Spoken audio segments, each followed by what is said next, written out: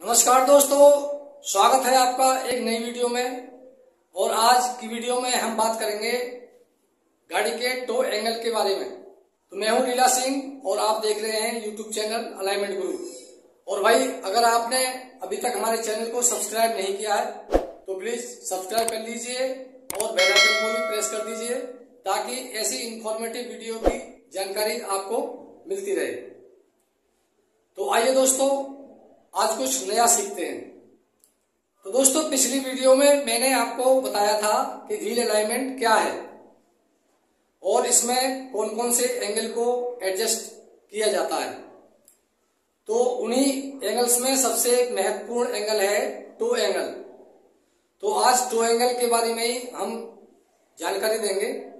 To angle क्या है, to angle को कैसे एडजस्ट किया जाता है, टो एंगल कितने प्रकार के होते हैं और टो एंगल का गाड़ी के टायरों पर क्या इफेक्ट पड़ता है। तो दोस्तों, सबसे पहले बात करें कि टो एंगल क्या है। तो किसी गाड़ी के टायर का अगला हिस्सा का जो सेंटर पॉइंट है वो अपने सेंटर पॉइंट से कितना अंदर है और कितना बाहर है, उस बाहर और अंदर के जो एंगल बनता है उसको बोलते हैं टो एंगल। यानी गाड़ी का आगे के हिस्से और पीछे का हिस्सा का जो डिफरेंस होता है वो टो एंगल कहलाता है। टो यानी टो का मतलब है पुल करना या खींचना। किसी टायर के सेंटर लाइन से टायर को अंदर या बाहर खींचकर जो एंगल बनता है वो कहलाता है टो एंगल। तो अब बात करते हैं टो एंगल कितने प्रकार का होता है। तो टो एंगल नॉर्मली दो प्रकार का होता है, टो आउट और टो इन। तो दोस्तों, सबसे पहले बात करते हैं टो इन के बारे में। तो जब गाड़ी के जो फ्रंट व्हील है उनका आगे वाला हिस्सा अंदर की तरफ ज्यादा होता है और पीछे का हिस्सा बाहर की तरफ ज्यादा होता है, तो जब बनता है टो इन और इसे पॉजिटिव में बोलते हैं यानी प्लस में बोलते हैं। और ऐसे ही दूसरी तरफ जब गाड़ी का आगे वाले टायर का आगे वाला हिस्सा ज्यादा होता है और पीछे वाला हिस्सा कम होता है तो उसको बोलते हैं टो आउट यानी नेगेटिव टो, और इसको माइनस में बोला जाता है। और जब गाड़ी के जो फ्रंट व्हील है उनका आगे का हिस्सा और पीछे का हिस्सा बराबर होता है तब बनता है जीरो टो एंगल। तो इस प्रकार के ये एंगल होते हैं टो एंगल। अब बात करते हैं इनको एडजस्ट कैसे किया जाता है।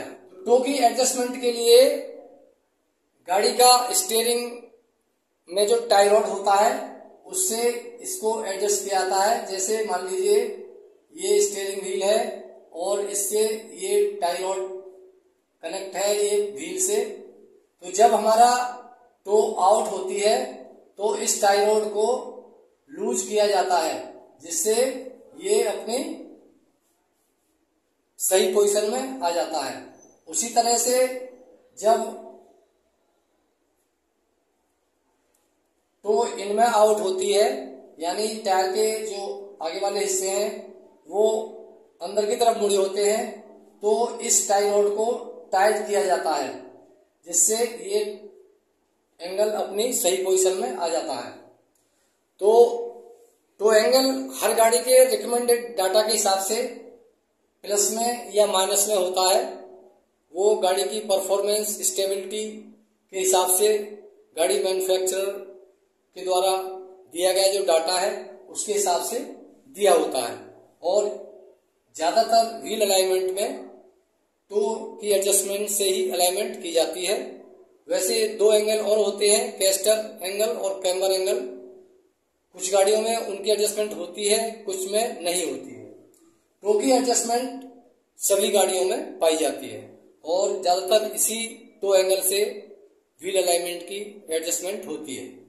टाई रॉड, स्टीयरिंग की जो टाई रॉड है कुछ गाड़ियों में व्हील का जो एक्सिस है उसके पीछे की तरफ होती है, तो कुछ गाड़ियों में व्हील के एक्सिस के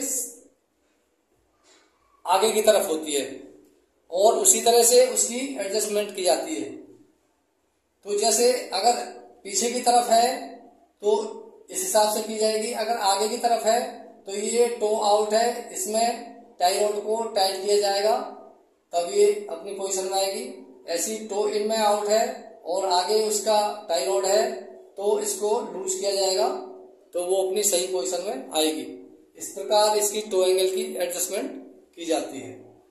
और अब बात करते हैं टो एंगल के इफेक्ट के बारे में कि हमारा टो एंगल खराब है और कितना है, उस हिसाब से हमारा जो गाड़ी का टायर है उस पर क्या इफेक्ट पड़ता है। तो दोस्तों, जब गाड़ी का जो एंगल इनमें होता है यानी पॉजिटिव में होता है, प्लस में होता है, तो गाड़ी के जो बाहर वाले हिस्सा है उस पर ज्यादा लोड पड़ता है। ज्यादा रोड के और टायर के बीच में जो घर्षण होता है, फ्रिक्शन होता है, वो बाहर वाले किनारे पर ज्यादा होता है, जिससे हमारी गाड़ी का बाहर वाला किनारा जल्दी वियर आउट हो जाता है, जल्दी घिस जाता है। उसी तरह से जब टो एंगल टो आउट होती है यानी अलाइनमेंट हमारी माइनस में आउट होती है और गाड़ी के टायर बाहर की तरफ फैल जाते हैं, तो गाड़ी के जो टायर है अंदर वाले जो किनारा है वो जल्दी घिसने लगता है, यानी अंदर वाले किनारे पर ज्यादा फोर्स पड़ती है, जिससे अंदर वाला किनारा जल्दी घिस जाता है। तो दोस्तों, आज मैंने आपको टो एंगल के बारे में कुछ जानकारी दी और आगे वाली जो नेक्स्ट वीडियो है उसमें हम कैम्बर एंगल के बारे में बात करेंगे। तो इसके बारे में आपको कुछ पूछना है तो आप कमेंट करके पूछ सकते हैं। और वीडियो कैसी लगी इसके लिए कमेंट जरूर करें और चैनल को सब्सक्राइब करना ना भूलें। वीडियो को भी लाइक करें। फिर मिलेंगे एक नई वीडियो में एक नई जानकारी के साथ। तब तक के लिए अलविदा। जय हिंद, जय भारत।